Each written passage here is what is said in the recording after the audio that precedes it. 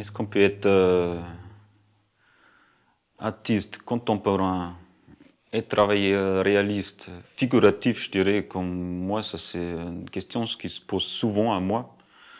Parce qu'on est confronté avec des artistes qui disent mais ça c'est vieux ce que tu fais, on voit tout de suite ce que c'est, il n'y a plus aucune liberté pour l'esprit des spectateurs.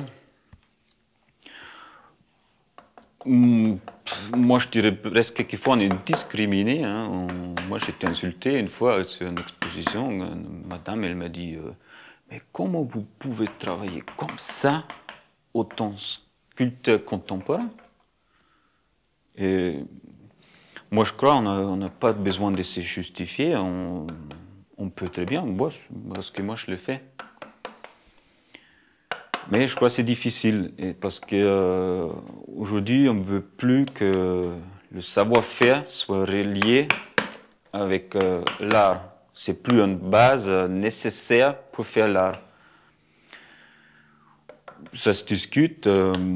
Moi, je dirais, oui, c'est important de maîtriser son métier. Parce que même si je suis un sculpteur qui travaille abstrait, j'ai des grandes idées et mes mains, ils font pas ce que je veux. Je peux pas m'exprimer. Ça, c'est un handicap. Il faut que les mains, ils soient tellement entraînées, tellement formées, qu'il n'y ait aucune résistance entre mon cerveau et mes mains. Après, on peut travailler abstrait, réaliste ou figuratif, comme on veut. Mais la base d'un bon artiste, c'est la maîtrise de le métier, soit sculpteur, soit peintre, soit musicien, un chanteur qui ne sait pas chanter, il peut pas interpréter Schoenberg.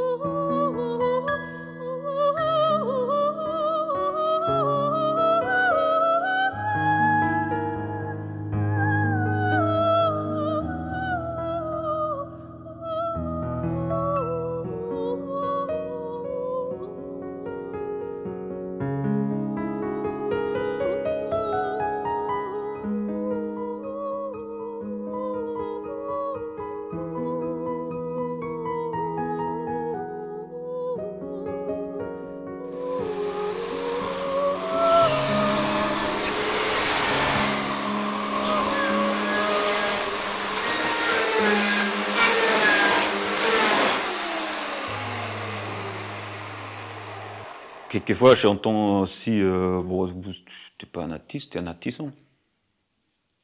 Et finalement, pourquoi ils font une différence entre artisan et artiste aujourd'hui? Parce qu'à l'époque, ça n'existait pas. Hein.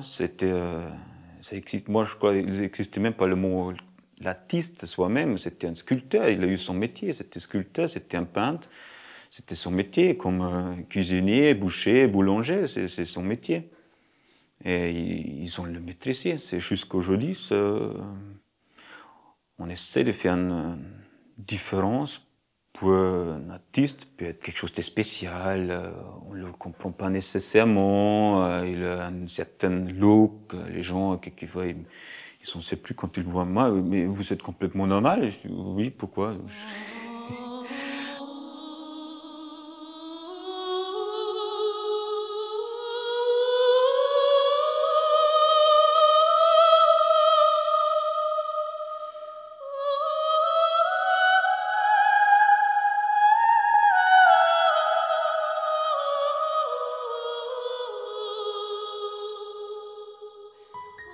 Je crois qu'une œuvre devrait parler soi-même, sans explication. Quand je sculpte, je ne vais pas dans la nature et je cherche un bois et je dis « Ah, ça ressemble à un serpent ». C'est facile, Un bois, ça ressemble vite à un serpent ou un poisson. Moi, j'ai une idée dans la tête que je veux réaliser et je cherche le bois qui va avec. Ça, c'est ma méthode. C'est moi le maître et j'utilise le bois comme matériel. Je pourrais aussi sculpter le pierre ou je fais aussi le modelage, mais c'est toujours le matériel. Je n'achète pas un morceau de plate par terre et après je vais l'exposer parce que c'est pour exprimer la violence ou je sais pas quoi, ça m'intéresse pas.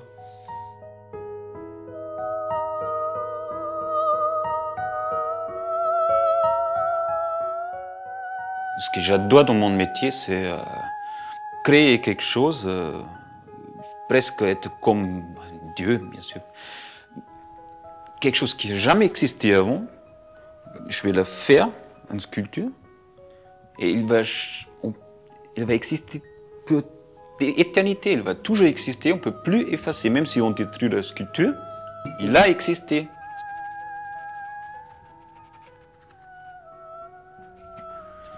Il faut beaucoup travailler, il faut faire la sculpture, il faut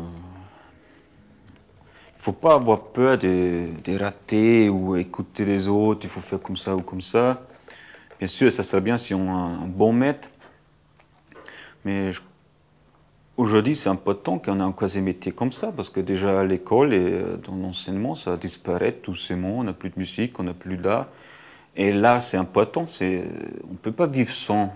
Les gens, ils croient, ils peuvent vivre sans l'art, c'est pas vrai. Et si quelqu'un sent, j'aime bien faire ça, il faut qu'il le fasse.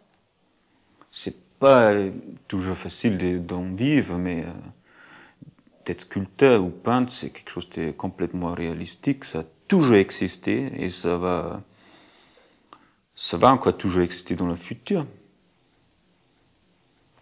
C'est un super métier.